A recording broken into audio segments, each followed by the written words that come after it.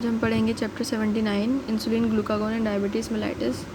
तो जैसा कि हमें पता है कि हमारी पेनक्रियाज जो है वो डाइजेस्टिव फंक्शन के साथ साथ दो इम्पॉर्टेंट हार्मोन्स भी सिक्रेट करती है। पहला है इंसुलिन, दूसरा है ग्लूकागोन। इसके साथ ही कुछ मज़ीद दूसरे हार्मोन भी सिक्रेट करती है जिसे हम माइलिन, सोमेटोस्टेटिन और पैनक्रियाटिक पॉलीपेप्टाइड कहते हैं। लेकिन जो दो मोस्ट इंपॉर्टेंट है वो है इंसुलिन और ग्लूकागोन। और ये क्या काम करते हैं? ये normal regulation of glucose, lipid and protein metabolism के लिए काम करते हैं। तो फिजियोलॉजिकल एनाटॉमी पेनक्रियाज की कुछ इस तरीके से कि आपकी पेनक्रियाज जो है वो दो टाइप के टिश्यूज से मिलकर बनती है। एक द एक्नी और दूसरा आइलेट्स ऑफ लैंगरेन। जो द एक्नी है वो क्या करता है कि आपके डाइजेस्टिव जूसेस को सिक्रेट करते हैं आपके ड्यूडेनम के अंदर। और जो दूसरे टाइप के जो सेल्स होते हैं, टिश्यूज़ होते हैं, वो उसको हम कहते हैं आइलेट ऑफ लैंगरेंस। इनके अंदर क्या होता है? ये सिक्रेट करते हैं इंसुलिन और ग्लूकागोन को। अभी जो आइलेट ऑफ लैंगरेंस हैं इसके अंदर 3 किस्म के सेल्स होते हैं जिसको हम कहते हैं alpha, beta and delta sales. ठीक है, आपकी ह्यूमन बॉडी के अंदर, एक ह्यूमन के बॉडी के अंदर 1 से 2 मिलियन आइलेट ऑफ लैंगरेंस होते हैं जिसका जो साइज़ होता है वो 0.3 मिलीलीटर होता है। 0.3 मिलीलीटर होता है डायमीटर में। अब ये जो 3 किस्म के जो सेल्स हैं अल्फ़ा, बीटा और डेल्टा, इनके अंदर जो इनको हम डिस्टिंग्विश कैसे करते हैं? इनके अंदर जो है वो एक मॉर्फोलॉजिकल स्टेनिंग होती है, मतलब एक कलर होता है, मुख्तलिफ कलर पिगमेंट होता है। उससे हमें जो है ना फ़र्क पता चलता है कि ये अल्फ़ा है, ये बीटा और डेल्टा है। जैसे कि यहाँ पे पिक्चर बनी हुई है। तो यहाँ पर जो डेल्टा सेल्स है इसका कलर जो है वो लाइट जो है वो पिंकिश या येलोइश सा है। ठीक है, किसी बुक में येलोइश सा है, किसी में पिंकिश है। और जो हमारे अल्फ़ा सेल्स हैं इनका कलर है डार्क ब्लू, जबकि जो हमारे बीटा सेल्स हैं इनका कलर है लाइट पर्पल। तो ये इस स्टेनिंग की बात करें। आगे क्या कहते हैं कि ये जो सारे सेल्स होते हैं ना, ये आपस में बहुत करीब करीब होते हैं। तो इससे क्या फ़ायदा होता है? इससे सेल टू सेल कम्युनिकेशन में इनको हेल्प होती है और ये जो सिक्रेशन है अपनी इंसुलिन की, उसको जो है वो आराम से कंट्रोल कर लेते हैं। आगे क्या बात हो रही है कि जो insulin was first isolated from pancreas in 1922 में जो है वो इंसुलिन को सबसे पहले पेनक्रियाज से आइसोलेट किया गया था। किसने आइसोलेट किया था? बेंटिन और बेस्ट ने। और जब ये हुआ था ना तो रातों रात जो कॉन्सेप्ट था कि आप शुगर से मर सकते हैं, डायबिटीज़ से मर सकते हैं, ये कॉन्सेप्ट रातों रात चेंज हो गया था कि इट्स अ नॉर्मल डिजीज़। तो हम इसको ऐसे कंसिडर करते हैं कि इंसुलिन जो है वो हमने इसको ब्लड शुगर से एसोसिएट किया हुआ है। और ये बात सही भी है कि इंसुलिन जो है वो ब्लड शुगर से एसोसिएटेड होती है। लेकिन इसके कुछ असरात जो है वो कार्बोहाइड्रेट मेटाबॉलिज्म पर भी होते हैं। और वो क्या हैं कि एबनॉर्मल, अगर जो आपके फ़ैट मेटाबॉलिज्म है उसके अंदर कुछ एबनॉर्मलिटीज़ पैदा हो जाएं, जैसे कि एसिडोसिस या आर्टेरियोस्क्लेरोसिस, जिसकी वजह से जो डायबिटिक पेशेंट्स की जो है वो डेथ होती है, अगर ये कंडीशंस पैदा हो जाएं और अगर इनका लंबे टाइम तक जो है वो इलाज ना किया जाए तो जो आपकी प्रोटीन सिंथेसिस होती है वो रुक जाती है और आपके टिश्यूज़ जो है वो वेस्ट होना शुरू हो जाते हैं, जिसकी वजह से आपको फंक्शनल डिसऑर्डर्स जो है वो फेस करने पड़ते हैं। तो therefore it is clear that insulin affects fat and protein metabolism as well as it affects carbohydrate metabolism। तो ये बात क्लियर है कि जो ऊपर इन्होंने लिखा हुआ है कि आपका जो इंसुलिन है वो आपके फैट और प्रोटीन मेटाबॉलिज्म के साथ साथ फैट और प्रोटीन मेटाबॉलिज्म को कंट्रोल करता है, लेकिन उसके साथ साथ आपके कार्बोहाइड्रेट मेटाबॉलिज्म को भी कंट्रोल करता है।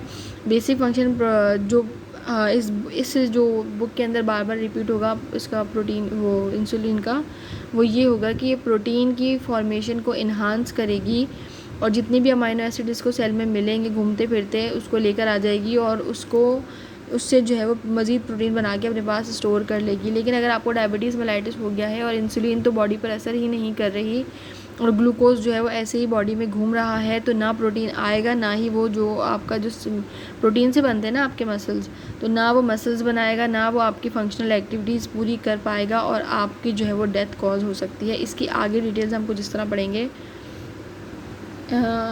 कि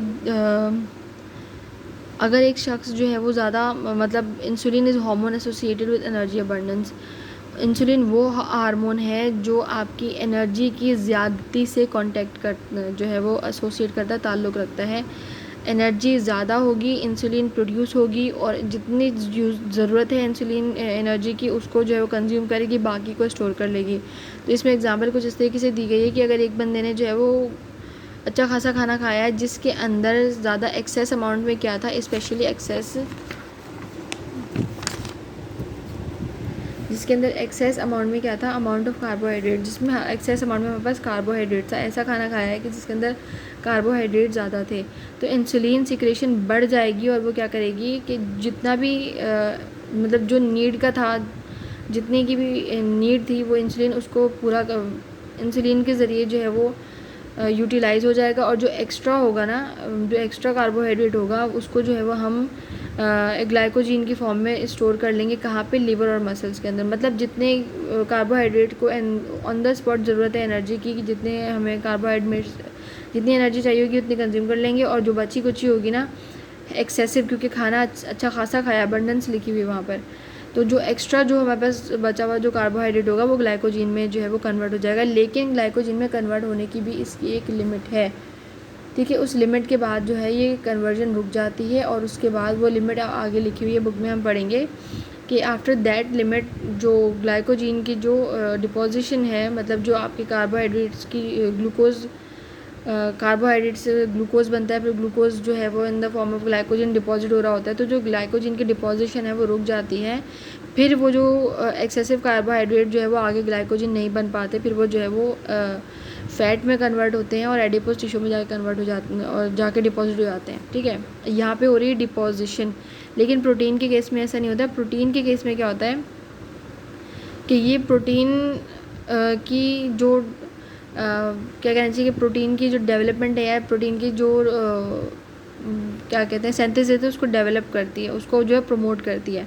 कैसे कि जो आपका जो प्रोटीन था उसको जो है उसके ब्रेकडाउन को इनहिबिट करती है, और दूसरा जो आपके पास जितने भी अमाइनो एसिड जो सेल में इधर उधर घूम रहे थे उनको लेकर आती है, और उनको लेकर उसको प्रोटीन में कन्वर्ट करके और अपने पास रख लेती है, ठीक है। अब हमने एक चीज़ पढ़ी थी ग्रोथ हार्मोन के अंदर कि अगर किसी के पास पेनक्रियाज नहीं होगा तो उसकी ग्रोथ, जो एनिमल्स जिनके अंदर पेनक्रियाज नहीं होता उनकी ग्रोथ नहीं हो पाती। तो भाई ग्रोथ के लिए आपके सिर्फ बोन्स, हमने कहा था कि जो है वो बड़े नहीं होते, आपके मसल्स भी साथ में ग्रोथ करते हैं। मसल्स बने होते हैं प्रोटीन के, और प्रोटीन को बनाने में सबसे ज़्यादा अहम काम जो है इंसुलिन कर रही होती है, और इंसुलिन को जो है पेनक्रियाज प्रोड्यूस करता है। तो अगर बंदे में पेनक्रियाज है ही नहीं तो उसकी हड्डियाँ लंबी होती रहेंगी, तो उसके मसल्स कहाँ से आएंगे जो उस हड्डियों पर लगने हैं। समझ में आ रहा है ना concept.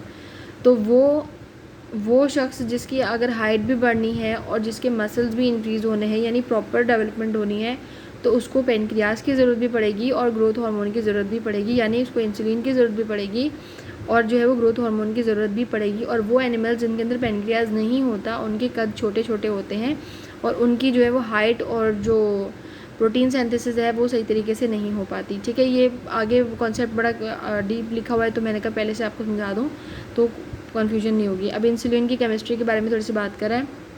Insulin is a small protein, और ह्यूमंस के अंदर इसका मॉलिक्यूलर वेट 5808 होता है। ये 2 अमाइनो एसिड चेन से मिलकर बनी होती हैं जो आपस में डाइसल्फाइड लिंकेजेस से कनेक्टेड होती हैं। अगर ये डाइसल्फाइड लिंकेज इन दोनों के बीच में से हट जाए तो ये चेन आपस में स्प्लिट अपार्ट हो जाएंगी और इनकी फंक्शनल एक्टिविटी हो जाएगी ख़त्म, ठीक है। Insulin is synthesise in beta cells. तो हमने पढ़ा था कि आइलेट ऑफ लैंगरेंस के अंदर 3 टाइप के सेल होते हैं, तो उसके अंदर जो बीटा सेल्स होते हैं उसके अंदर जो है वो इंसुलिन की सिंथेसिस होती है। और आगे क्या बात कर रहे हैं, activate of target cells by receptor. तो जिस सेल पर जाकर इसको इंसुलिन को काम करना होता है उसके अंदर जो है ये जाकर अटैच हो जाती है और अपना काम करना शुरू कर देती है।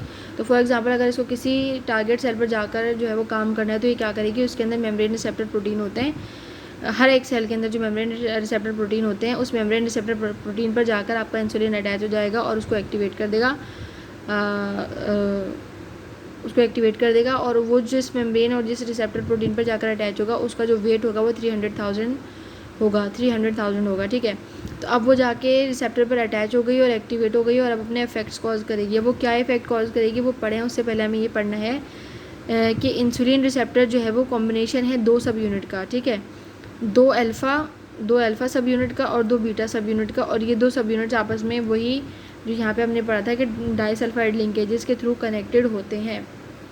तो अब हम इफेक्ट्स पढ़ते हैं कि जिन इफेक्ट्स की खातिर जो है इंसुलिन ने इतनी मेहनत की और जाकर प्रोटीन रिसेप्टर पर जो है वो अटैच होकर उसको एक्टिवेट करवाया, तो वो इफेक्ट्स क्या होते हैं। Within second after insulin binds with its membrane receptor, the membrane of about 80% of the body cells markedly increase their uptake of glucose.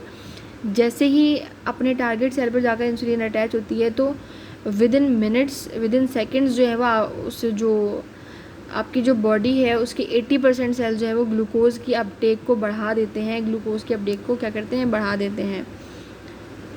ये this action is specially of true muscles. ये action कहाँ, मतलब ये action कहाँ होता है, brain के अलावा।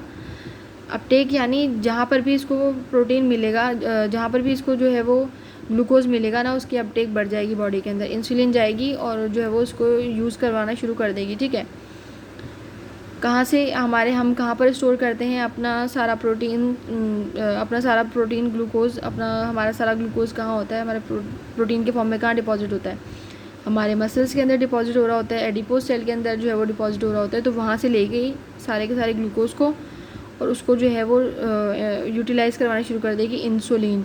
लेकिन इंसुलिन कहाँ के ग्लूकोज को यूटिलाइज़ नहीं करवाएगी, न्यूरॉन्स इन द ब्रेन क्या करता है कि ब्रेन जो आपका जो ग्लूकोज, जब आपका ब्रेन यूटिलाइज़ करता है ना आपके ग्लूकोज को, आपके ब्रेन को ग्लूकोज की नीड होती है। ठीक है, तो वो इंसुलिन की ज़रूरत नहीं होती उसको, आपके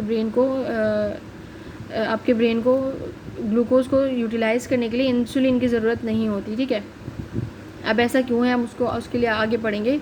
तो ये क्या बोल रहे हैं कि अगर आपके पास अगर ब्रेन के अंदर अगर किसी रीज़न की वजह से अगर आपकी बॉडी के अंदर ग्लूकोज की सिंथेसिस रुक जाए तो आपका ब्रेन जो यूज़ कर रहा है आपके ग्लूकोज को, उसके पास जो है वो ग्लूकोज की कमी हो जाएगी और सडन जो है वो हाइपोग्लाइसीमिया होने की वजह से, ग्लूकोज की कमी होने की वजह से आपको शॉक, ब्रेन को जो है वो शॉक मिलेगा कि भाई उसको ग्लूकोज मिल नहीं रहा कि वो काम क्या करे, और आप जो है बेहोश भी हो जाते हैं और समटाइम्स आप कोमा में भी चले जाते हैं। तो जो बात हम आगे थोड़ा डिटेल से पढ़ेंगे।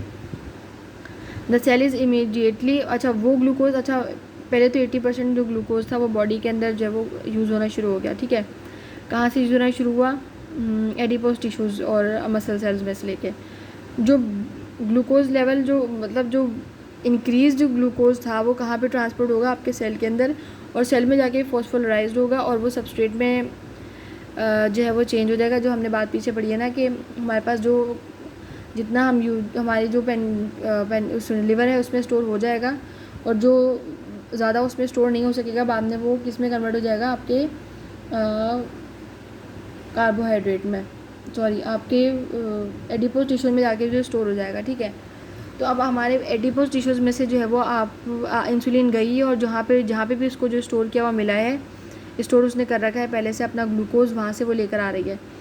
क्यों लेकर आ रही है, क्योंकि अगर आपने एक्सरसाइज कर रहे हैं आप, या आपने काफ़ी दिन से खाना नहीं खाया है, या आप रोज़ा रखे हुए हैं, तो आपकी बॉडी को जो ग्लूकोज की ज़रूरत है, तो बॉडी को पता है कि मैंने कहाँ उसको छुपा के रखा हुआ है, तो नीड के टाइम पे वो उसको जाकर निकाल लेती है, सिवाय ब्रेन के हर जगह से उसको निकाल लेती है। लेकिन वो एक्सेसिव ग्लूकोज जिसको हमने सेल के अंदर भेज दिया था और वो इमीडिएटली फॉस्फोराइड होगा और वो जो है वो क्या करेगा कि वो एक सबस्ट्रेट बना देगा जिसे हम कहते हैं फॉस्फोरिलेटेड। जितने भी ग्लूकोज आपके सेल के अंदर होंगे वो सारे फॉस्फोरिलेटेड हो जाएंगे और एक सबस्ट्रेट बना देंगे, और वो सबस्ट्रेट क्या करेगा, जितना भी आपका कार्बोहाइड्रेट है उसके मेटाबॉलिक फंक्शन में, उसको मेटाबॉलिक यानी उसका हजम करने में जो है वो हेल्प करेगा। तो आगे क्या बात कर रहे हैं कि the cell membrane becomes more permeable to many of amino acid, potassiums and phosphate ions causing increase transport of these substances into the cell. ठीक है, जैसे ही इंसुलिन आ जाएगा सेल के अंदर, अपने टारगेट सेल के अंदर, तो क्या करेगा कि उसकी परमिएबिलिटी बढ़ जाएगी सेल मेम्ब्रेन के अंदर। किस चीज़ की परमिएबिलिटी, उस सेल मेम्ब्रेन के अंदर अमाइनो एसिड, पोटेशियम और फॉस्फेट आयंस की जो है वो परमिएबिलिटी बढ़ जाएगी। भाई उसने ग्लूकोज को किसी तरीके से यूटिलाइज़ करवाना है, ठीक है ना, तभी तो उसने जाके उसको हंट किया है। अब वो उसके पास गई है तो उसने सेल की परमिएबिलिटी बढ़ा दी कि अमाइनो एसिड और पोटेशियम और फॉस्फेट वगैरह जो है वो उसके अंदर से जो उसकी ट्रांसपोर्ट हो सके और निकल जाए। ठीक है, और ये आहिस्ता आहिस्ता जो इसकी स्पीड प्रोसीजर की वो कम होती रहती है।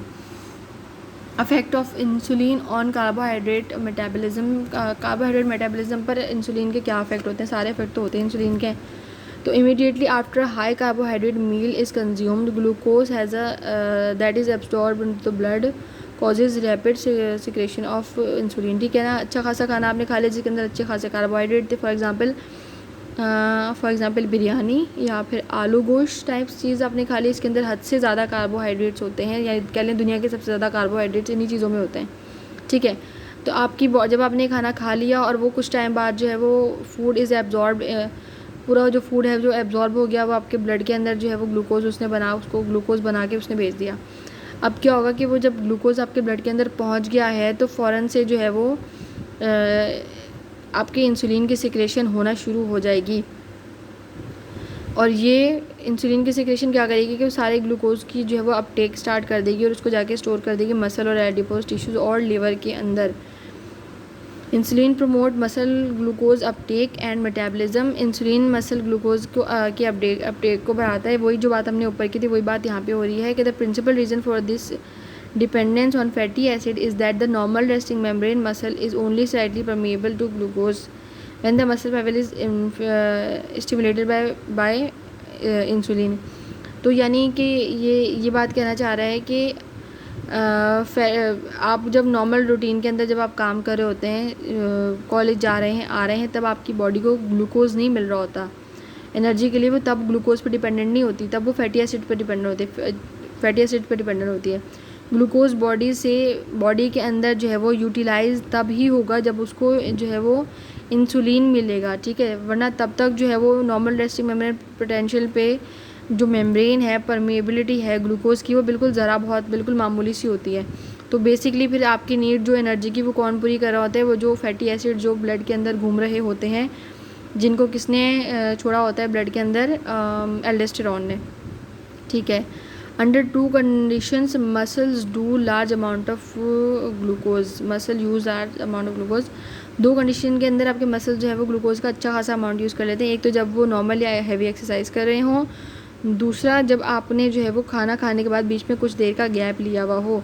तो गैप लेने के बाद जो आपने खाना खाया होता है वो सारा का सारा हज़म हो जाता है और ब्लड के अंदर पहुंच जाता है ग्लूकोज, और वो क्या करता है, प्रमोट कर देता है इंसुलिन की सिक्रेशन को, और इंसुलिन आती है और उस ग्लूकोज की जो है वो अपटेक स्टार्ट कर देती है। एंड आगे क्या बात कर रहे हैं ये, तो ये थोड़ी सी पिक्चर बनी हुई है, इसमें ये कहना चाह रहा है कि अगर आपके पास जो है वो इंसुलिन नहीं होगा तो आपका जो यहाँ पे लिखा हुआ है इंट्रासेल्युलर ग्लूकोज कंसनट्रेशन जो है वो ये लिखी हुई ज़ीरो ही रहेगी। इंसुलिन आने के बाद आपके मसल के अंदर ग्लूकोज कंसनट्रेशन जो है वो बढ़ जाएगी, ठीक है। तो without insulin glucose concentration in the intracellular glucose concentration is zero, and with insulin intracellular glucose concentration is very high, जो इस पिक्चर के अंदर एक्सप्लेन किया हुआ है। Storage of glycogen in muscle, तो हमने ये बात थोड़ी देर पहले ही पढ़ी कि अगर मसल जो है वो एक्सरसाइज नहीं की हुई या फिर आपने जो है वो खाने में गैप नहीं लिया, तो जो आप मतलब आपने कोई मेहनत नहीं की, तो जो आपके बॉडी ने जितना भी स्टोर किया हुआ है ग्लाइकोजन वो वहीं के वहीं पड़ा रहेगा। या फिर जो ग्लूकोज अभी बन रहा है वो मेहनत नहीं की आपने, उसको जो है वो यूटिलाइज़ नहीं किया ना, वो घूमता घूमता जाएगा। भाई मुझे तो किसी ने इस्तेमाल ही नहीं किया, कोई मेहनत हुई नहीं, ना एक्सरसाइज की है, ना उन्होंने फूड के बीच में गैप लिया है जो मुझे मौका मिल सके कि मैं बाकी सारे कामों में जो है वो एनर्जी के तौर पे यूटिलाइज़ हो जाऊँ। तो वो बेचारा जाता है और जाकर क्या करता है कि ग्लाइकोजन की फॉर्म में आपके मसल्स के अंदर स्टोर हो जाता है, लेकिन सिर्फ 2 से 3%, यानी ये जो डिपॉजिशन है ये इसकी भी एक लिमिटेशन है। वो लिमिटेशन क्या है,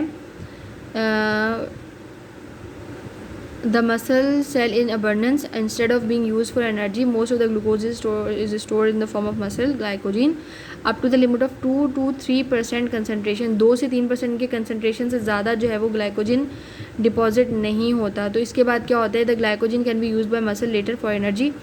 तो ये जो ग्लाइकोजन है फिलहाल अभी यूज़ नहीं किया आपने, आप जब भी वेट लॉस करना चाहेंगे, आप डाइट करेंगे, आप पूरा फूड जो है वो नहीं लेंगे, तो जो आपकी बॉडी के अंदर इस तरीके से स्टोर हुआ होगा वो बॉडी उसको यूटिलाइज़ कर लेगी और वो ख़त्म हो जाएगा, तो आप ऑटोमेटिकली से में स्मार्ट हो जाएंगे। तो अभी ये बात क्या कर रहा है कि अभी जो है वो यूटिलाइज़ नहीं हुआ, ग्लाइकोजन की फॉर्म में डिपॉजिट हो गया। Storage of glycogen in muscle, glycogen की जो है स्टोरेज मसल के अंदर क्यों होती है, कि अगर भाई एक्सरसाइज वगैरह करके कुछ भी करके आपने एनर्जी को यूज़ नहीं किया है तो उसको जो है वो कहाँ करेगा वो बेचारा, उसको बॉडी में कहीं ना कहीं उसने छुपाना है, तो ग्लाइकोजन की फॉर्म में जो है वो आपके मसल के अंदर जो है वो उसको छुपा देगा। सिंपल क्वांटिटेटिव इफेक्ट की बात हो रही है, ठीक है, बार बार एक चीज़ repeat. Insulin promote liver Uptake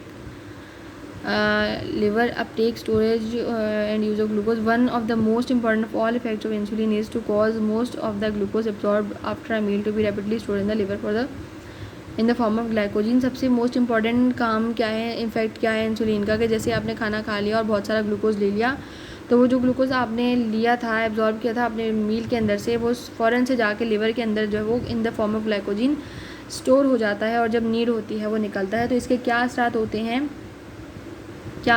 हैं और यूज़ क्या है उस ग्लूकोज का, वो हम पढ़ते हैं। इंसुलिन इनएक्टिवेट्स लिवर फॉस्फोरिलेज,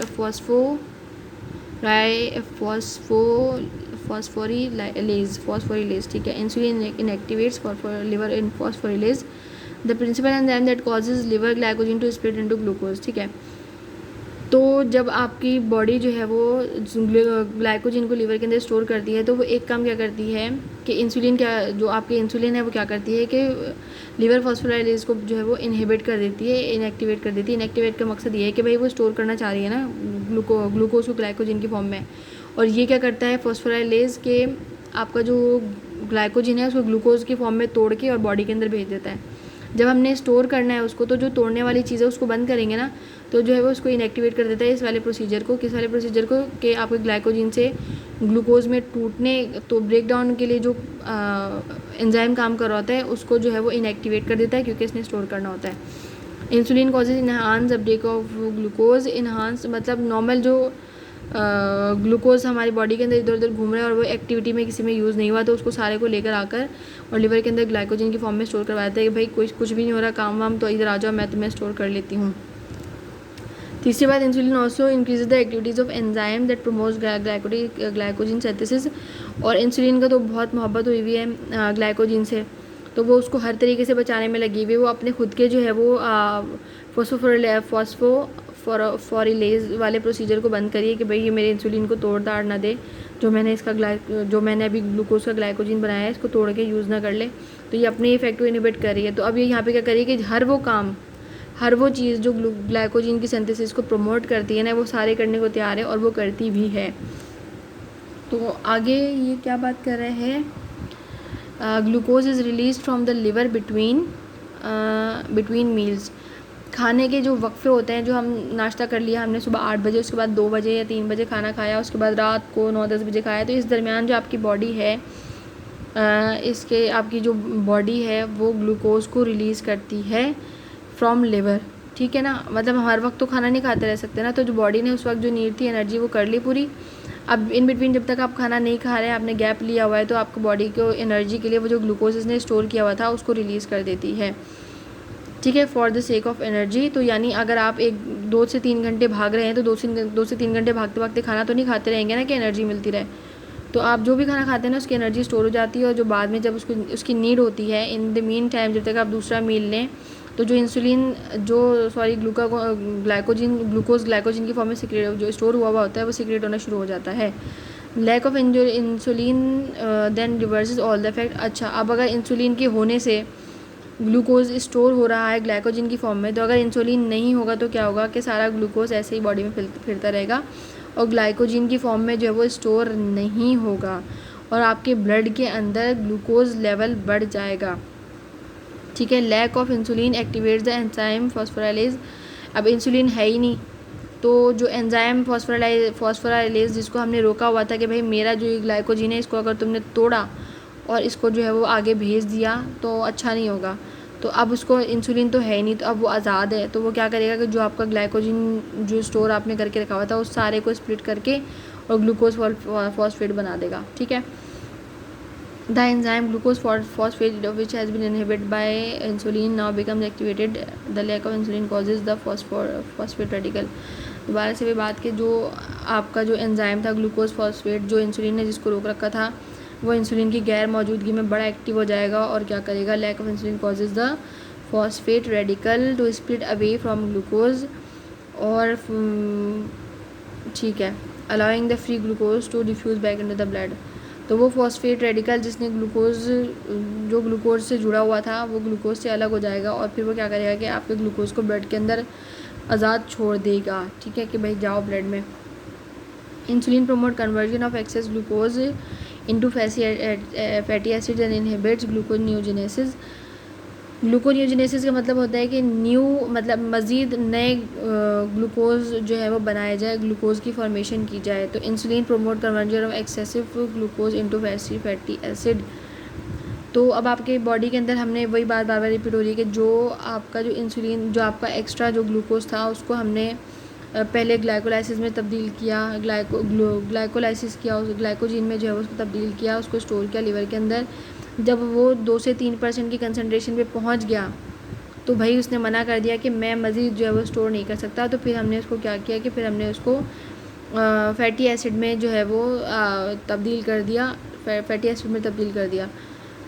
तो जब भी आपकी बॉडी के अंदर इंसुलिन की कमी होगी तो हम क्या करेंगे कि आपकी फैटी एसिड्स को जो वो तोड़ेंगे और वापस से ग्लूकोज बना लेंगे और यूज़ कर लेंगे। तो फिर हमें नए जो है वो ग्लूकोनियोजेनेसिस की मज़ीद नए ग्लूकोज बनाने की ज़रूरत ही नहीं है। जो हमने स्टोर इतना किया हुआ है और उससे हम यूज़ करने को तैयार हैं, तो हमें मज़ीद क्वांटिटी की ज़रूरत नहीं है। तो क्या बात करें, when the quantity of glucose is entering the liver cells more than that can be stored as glycogen और can be used in local hepatocyte metabolism. Insulin promote the conversion of all excessive glucose into fatty acid. Fatty acid में तब्दील कर देती है। These fatty acids are subsequently packed as triglyceride in very low density lipoprotein transported in the form by the way of the blood and the adipose tissue and deposited as fat, और fat के तौर पे जब deposit हो जाते हैं आपके blood के अंदर घूमते रहते हैं और वो वहाँ पर भी यूज़ नहीं होते। तो फिर मतलब आपके जो फैटी एसिड्स हैं ब्लड के अंदर आज़ाद घूम रहे होते हैं, वहाँ पर भी वो यूज़ नहीं होते, तो एडिपोज टिश्यूज़ के अंदर जो है वो फैट के तौर पर डिपॉजिट हो जाते हैं। अच्छा, इसकी ख़तरनाक फॉर्म भी ये है कि अगर आपके ब्लड के अंदर फैटी एसिड्स घूम रहे हैं तो क्या होगा कि वो आपकी ब्लड वेसल्स के अंदर जो है वो स्टोर हो सकते हैं, जिसकी वजह से आपकी ब्लड वेसल्स जो है वो नैरो हो सकती हैं और हार्ट अटैक के कॉजेज़ भी बढ़ सकते हैं। इसको हम आगे पढ़ेंगे कि इंसुलिन की जो है वो इंसुलिन के मतलब जो इफ़ेक्ट्स हैं वो उसमें हम जब इस चीज़ को पढ़ेंगे।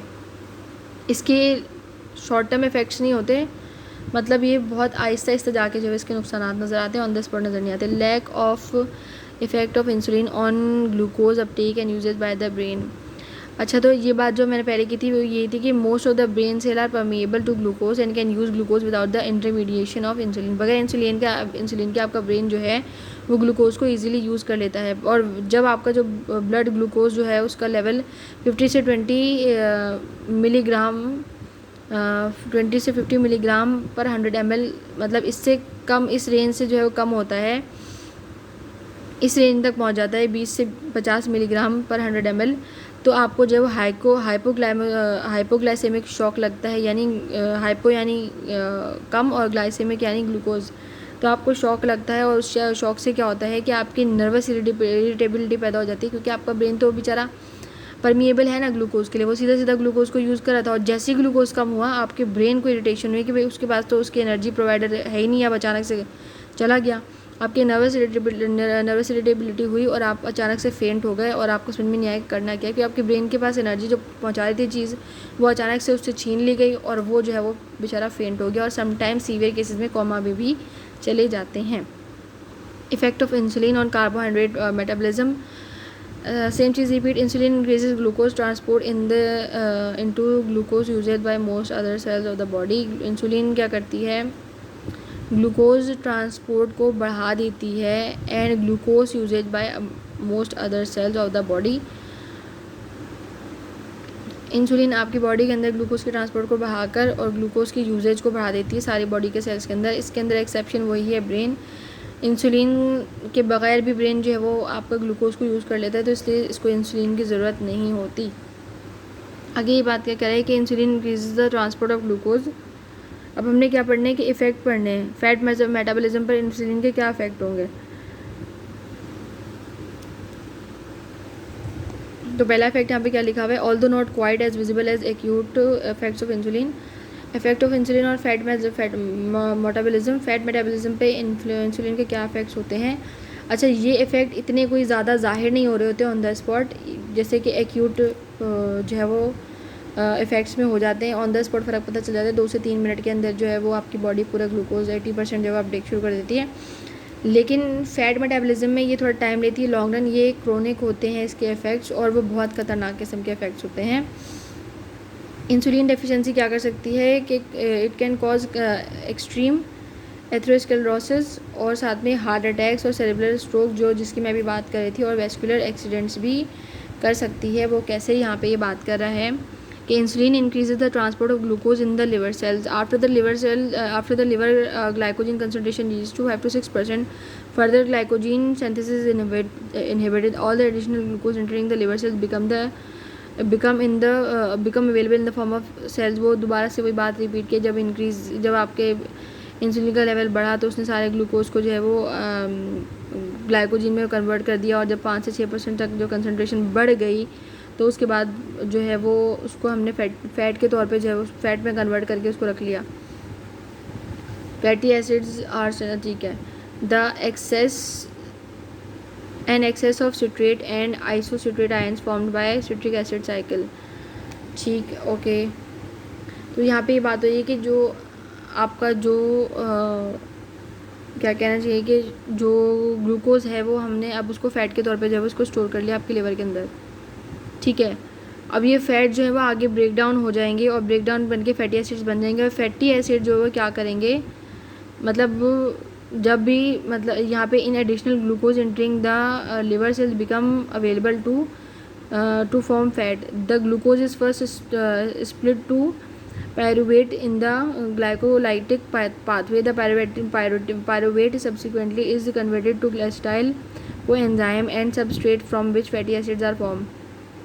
तो सिंपल सी कि भाई अब वो फैट बन गया है, तो आगे जब वो टूटेगा तो आगे फैटी एसिड में टूट कर और आगे आपकी बॉडी के अंदर ब्लड के अंदर जो है वो आज़ादी से घूम रहा होगा. ब्लड आपकी बॉडी के हर एक पार्ट में जाकर बाहर बॉडी के हर एक पार्ट में जो है सर्कुलेट करता है. तो वो हार्ट में भी ऑब्वियसली सर्कुलेट करता है. तो हार्ट की वॉल्स के अंदर फैट की जो है वो डिपोजिशन शुरू हो जाएगी स्लोली हार्ट की वॉल्स के ऊपर, और जिसकी वजह से आपकी हार्ट की जो वॉल्स हैं वो नैरो हो जाएंगी. और जब भी प्रेशर पड़ेगा हार्ट की वॉल्स पर तो इट इज़ अ पॉसिबिलिटी कि आपको जो है वो हार्ट अटैक हो जाए. इसके लिए हम जो सर्जरीज़ वगैरह करवा रहे होते हैं इसकी वॉल्स के अंदर चले छोड़ेंगे, it's a different topic, leave it. Insulin deficiency increases use of fat for energy. Insulin की डेफिशिएंसी, अगर इंसुलिन की एफिशिएंसी से अगर ग्लूकोज जो है वो ग्लाइकोजन में बन रहा था तो इसकी जो है वो डेफिशिएंसी क्या करेगी कि ग्लूकोज ऐसे ही जो है वो बॉडी में घूमता रहेगा. इंसुलिन है नहीं और जो है ग्लूकोज पूरा ऐसी बॉडी में घूम रहा है, और बॉडी के जो हमारा ब्लड है, ब्लड के अंदर ग्लूकोज लेवल जो है वो बढ़ जाएंगे, जिसकी वजह से क्या होगा कि अब हमारी इंसुलिन तो है नहीं ना जो उसको जो है वो यूज़ करवा दे, उसको यूटिलाइज़ करवा दे. अब वो जो ग्लूकोज है वो ऐसे ही ब्लड के अंदर घूम रहा है, और ब्लड के अंदर हमारे पास ग्लूकोज लेवल जो है वो ब्लड शुगर लेवल जो है वो ज़्यादा हो गया है, जिसकी वजह से हम कहते हैं कि डायबिटीज़ मेलिटस हो गया है. यानी जब इंसुलिन की सिक्रेशन कम हो जाती है या ख़त्म हो जाती है किसी रीज़न से, तो हमारी बॉडी के अंदर जब ग्लूकोज लेवल हमारे ब्लड के अंदर बढ़ जाता है तो उसका कंडीशन को हम कहते हैं कि भाई डायबिटीज़ मेलिटस हो गया है. और ये कंडीशन हम कैसे इससे जो है वो लड़ते हैं कि हम बाहर से जो है वो इंसुलिन को जो है वो इंजेक्शन दे रहे होते हैं ताकि जो ये डेफिशिएंसी वो पूरी हो सके. आगे ये बात करें insulin deficiency causes lipolysis of stored fat and release of free fatty acids. In the absence of insulin, all the effects of insulin noted earlier that causes storage of fat are reversed. तो भाई जब insulin था तो बड़े मोहब्बत और प्यार से वो फ़ैट को स्टोर कर रहा था, अपने पास रख रहा था.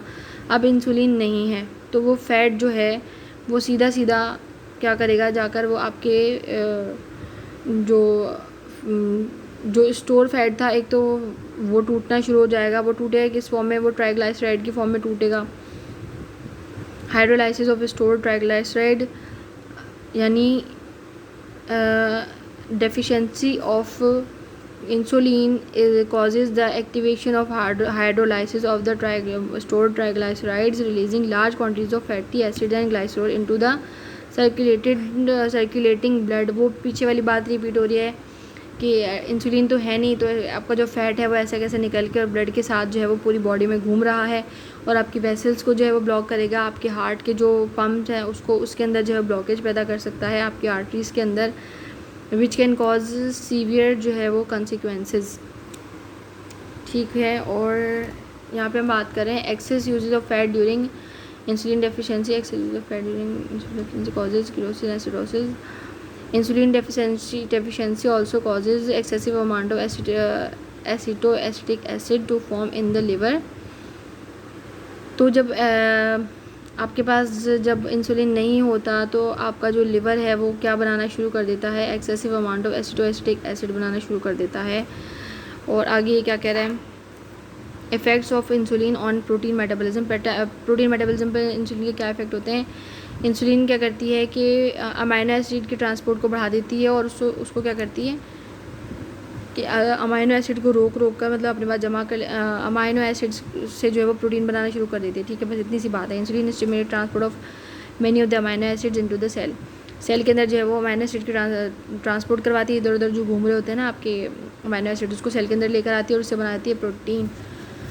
और आगे क्या दूसरा फंक्शन लिखा हुआ है, insulin increases translation of messenger RNA to form protein.